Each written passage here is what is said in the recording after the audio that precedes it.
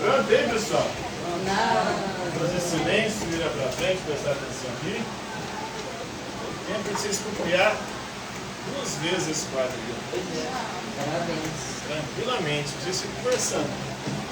Então, a gente na primeira aula teve uma dinâmica, na segunda aula nós falamos sobre mitologia e hoje nós vamos falar sobre religiões. Mais precisamente ou mais especificamente, uma das grandes religiões do planeta. Na verdade, a maior de todas as religiões do nosso planeta, aquela que tem o maior número de adeptos, de fiéis, que é o cristianismo.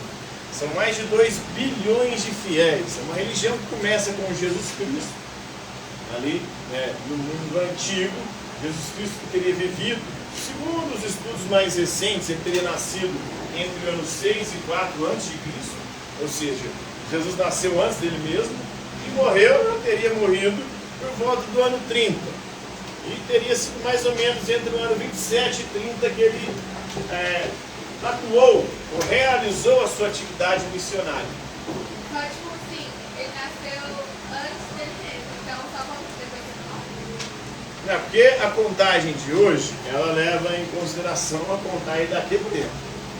E os estudiosos hoje, por exemplo, ao verem que lá nos evangelhos, eles narram que quando Jesus nasceu, Herodes era o governante da Judéia. E Herodes morre no ano 4 a.C. Então, se Jesus nasceu e Herodes ainda era vivo, então ele nasceu antes de Cristo. Porque Herodes morreu antes de Cristo. Entendeu? É por isso, os estudiosos fizeram alguns cálculos, seria mais ou menos ou aproximadamente essa é o período que Jesus teria vivido, né? Ou nascido. Se ele nasceu de acordo com o que está nos evangelhos, porque também há muita contestação sobre isso. Muitos dizem que os fatos narrados sobre a vida de Jesus antes da sua atividade missionária são todos fatos mitológicos, são todas construções posteriores, construções com o objetivo de quê? De exaltar a figura de Cristo e criar um ser mitológico, transformando Jesus em Deus, o Deus dos cristãos. Porque os apóstolos, que seriam aqueles que relatam, na verdade, os evangelhos, nenhum deles foram escritos por apóstolos. Nós temos o evangelho de Mateus, que supostamente foi um apóstolo, mas o evangelho de Mateus ele foi escrito entre o ano 70 e 80 depois de Cristo. E isso aí daria o quê? 40, 50 anos depois da morte de Cristo. Mateus provavelmente não viveu tudo isso. Mateus, que seria o publicano, o coletor de impostos ali dos apóstolos. Então tem um B.O. aí, tem um problema. Provavelmente foi algum discípulo de Mateus que escreveu e colocou a autoria do seu mestre. O evangelho de Marcos. Marcos não foi apóstolo. Segundo a tradição, Marcos teria sido discípulo de Pedro e escreveu o evangelho de Marcos. É o mais próximo dos evangelhos de Jesus. O evangelho de Marcos foi escrito entre 60 e 70 depois de Cristo, ou seja, de 30 a 40 anos depois que Jesus morreu.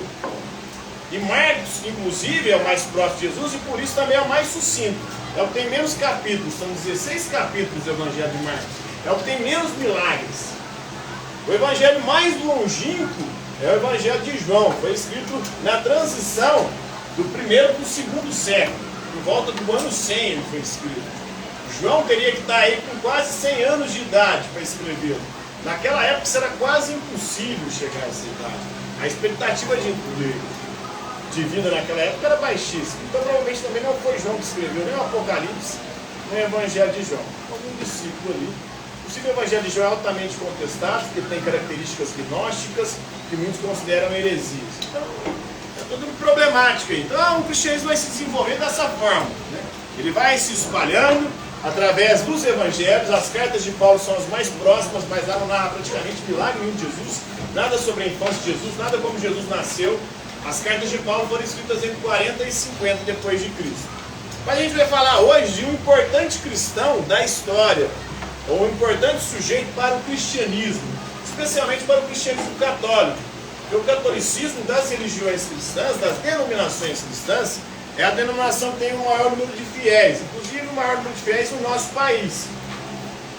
Apesar de que há projeções de que a partir de 2030 os evangélicos protestantes passem os católicos. O catolicismo já foi mais de 90% da população brasileira. Hoje não é nem 50% mais. E os evangélicos, segundo projeções do IBGE, vão passar em 2030 os católicos em número de fiéis. Inácio de Loyola foi muito importante no contexto da reforma protestante. Ele vai ser um atuante ali na luta contra a reforma para tentar defender a fé católica e vai ser fundamental também no processo de expansão do cristianismo para o Novo Mundo, para a América, que havia acabado de ser descoberta. Em 1492, um ano depois da morte de Inácio de Loyola, Cristóvão Colombo chega aqui na América. Em 1500, Pedro Álvares Cabral chega aqui no Brasil. E os jesuítas vão ser os responsáveis por vir aqui catequizar os povos indígenas, os ameríndios. Então, Inácio de Loyola vai criar a ordem religiosa que vai ser responsável por catequizar e supostamente civilizar esses povos bárbaros e selvagens que eram os povos indígenas. Então ele é o jesuíta, na verdade, o fundador da ordem dos jesuítas. Ele nasceu em 1491 em Loyola, na Espanha. Ele é o fundador dessa companhia, da Companhia de Jesus, que vai lutar contra o que eles chamavam de heresia, porque eles consideravam, os católicos, o protestantismo uma heresia. E aí ele vai catequizando, ensinar a fé católica para as pessoas, para se prevenir contra os erros doutrinários das vertentes protestantes. E também converter aí os povos que haviam acabado de serem descobertos, os ameríndios, né? E vai também atuar como missionário no restante do mundo, na África, na Ásia. Ele falece em 1556, já no século XVI, em Roma, na Itália. Fundou os jesuítas em 1534, também aí no século XVI.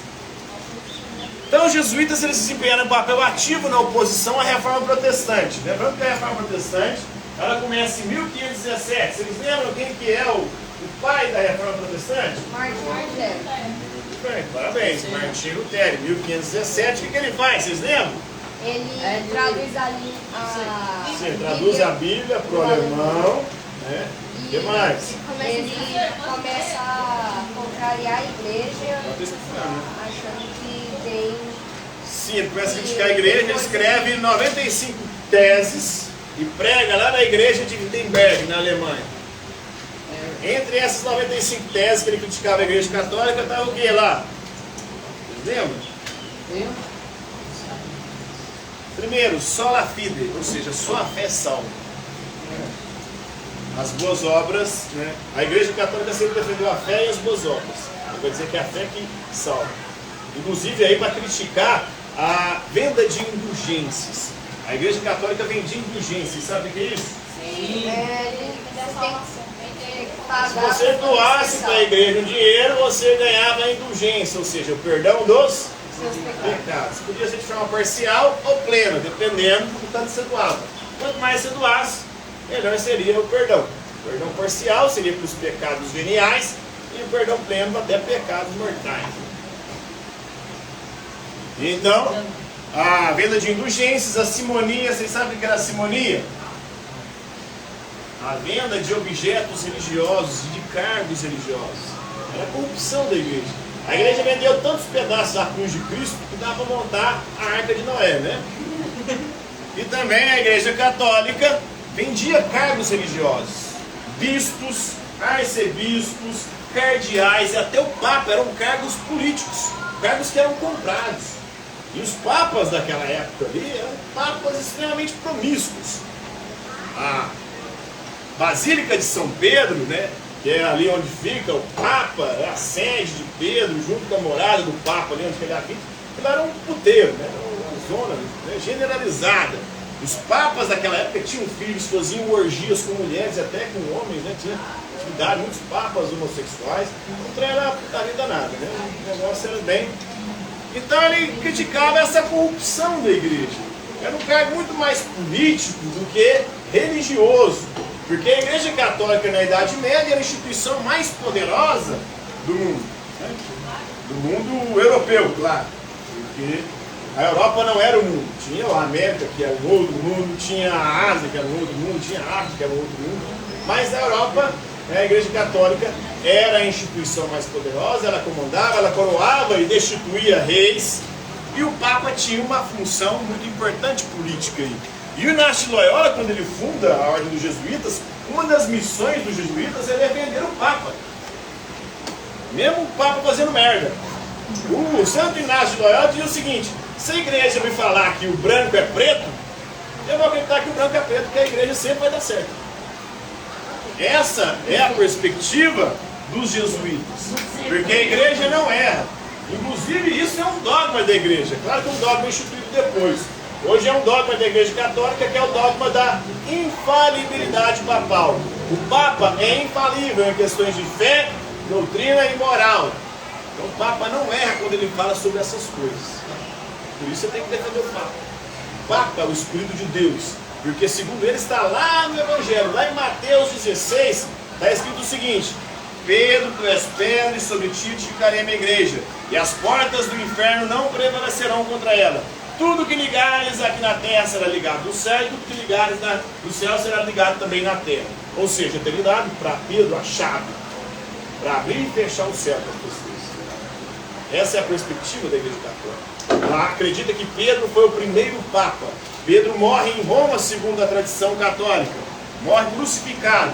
E aí, na hora que foi crucificar ele, ele falou: não, não quero morrer igual Jesus, me matem de outra forma. Aí foi crucificar ele de cabeça para baixo. Segundo a tradição católica, ele teria sido o primeiro Papa e depois teve seus sucessores, chegando até agora com Francisco. Francisco, primeiro, que inclusive está doente, está quase morrendo. Segundo algumas teorias da conspiração, envenenado. Provavelmente ele foi envenenado. Olha só como é que a politicagem funciona. Ontem eu estava falando sobre religiões de matriz africana. Aí um aluno foi e falou: Umbanda e Candomblé não é de macumba, não é que faz mal para os outros? Eu, como assim? O que é fazer mal para os outros? O que se chama de macumba, na verdade é um instrumento musical, mas há a oferenda que essas religiões fazem. E a oferenda não é para fazer mal para os outros, é para agradecer ou pedir algo para as entidades, para os orixás ou para os guias, os caboclos da Umbanda, orixás do Candomblé. Para pedir ou agradecer. Então não tem nada de mal aí. Agora, se tem pessoas dessas religiões que fazem o mal, é igual ao cristianismo. Todo mundo diz que o cristianismo é a religião do bem, mas tem uma galera atualmente desejando que esse Papa morra, porque consideram que esse Papa é comunista, é de esquerda. A galera da direita está tudo torcendo aí para que Francisco morra. E ele provavelmente está sendo envenenado, né? É possível. É dentro da igreja, onde há disputa de poder, a gente não pode fechar nenhuma possibilidade. É teoria da conspiração, mas pode ser que tenha um pezinho na realidade, né? Então os jesuítas desempenham um papel ativo na oposição à reforma protestante, contra Martinho Lutero, contra o calvinismo também, e hoje são a maior ordem religiosa masculina da igreja católica. Inclusive o Papa atual é jesuíta, o Francisco. Contando com mais de 20 mil aí, padres ou religiosos, né? A vida de Inácio se transformou durante um período de 7 meses que ele passou numa caverna em Manresa, no ano de 1522. Ele ficou 7 meses na caverna ali, fazendo jejum e oração. Você ficar 7 meses em jejum e oração, a chance de você ter alucinação é gigantesca. Isso é biológico e psicológico. Então, nesse período aí, ele inclusive teve uma visão de Deus. É possível ver a Deus? Como? Pois é. Mas ele aparece para Moisés, né? Mas aparece de forma simbólica. Ele aparece como uma sarça ardente, como uma nuvem, mas nunca como um homem. Apesar de que há um antropomorfismo, ou seja, dá-se muitas vezes formas humanas para Deus. Mas se Deus é um ser espiritual, ele não tem características materiais. Deus não tem olho, não tem ouvido. Inclusive, a galera usa uma figura de linguagem: Deus vê tudo. Não quer dizer que Deus tem olhos. Deus ouve minha oração. Não quer dizer que Deus tem ouvido. Inclusive tem gente que acha que Deus é assim e fica gritando para Deus, né? Tem umas coisas meio doidas aí dentro do cristianismo. Então, a vida dele se transformou nesse período, ele se converte, ele vira aí um cristão convicto. Antes ele era um militar, mas só que numa atividade militar, uma vez ele foi ferido nessa atividade militar e ele não conseguia mais ser um militar. Aí ele resolve fazer essa experiência espiritual e ali ele tem essas possíveis visões de Deus que o leva à conversão e a criar o seu programa, que vai dar origem ao programa da ordem jesuíta, né? Por esse tempo ele começou a escrever os seus exercícios espirituais, que foram exercícios que ele realizou nessa caverna, nesses 7 meses, em 1548, uma coletânea de meditações, de orações, de atividades intelectuais. Então ele desenvolveu esse exercício com base no seu entendimento das escrituras, o que ele interpretava. Então é mais ou menos algo meio que protestante também. E quem prega a livre interpretação da escritura é os protestantes. A Igreja Católica é contra a livre interpretação da escritura. Por quê? Segundo ela, só o magistério da igreja pode interpretar as escrituras, ou seja,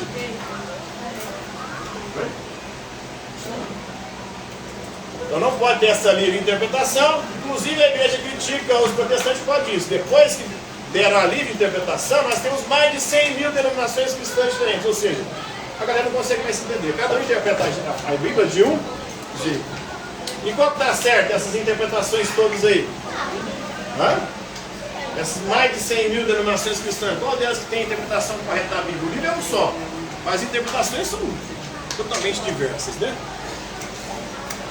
Então, no seu entendimento das escrituras, também na experiência espiritual direta que ele teve na caverna. Então, Inácio iniciou então um período de estudo com o objetivo de se tornar sacerdote, padre. Ele foi até perseguido pela Inquisição, porque depois que ele sai da caverna, ele começa a fazer pregações.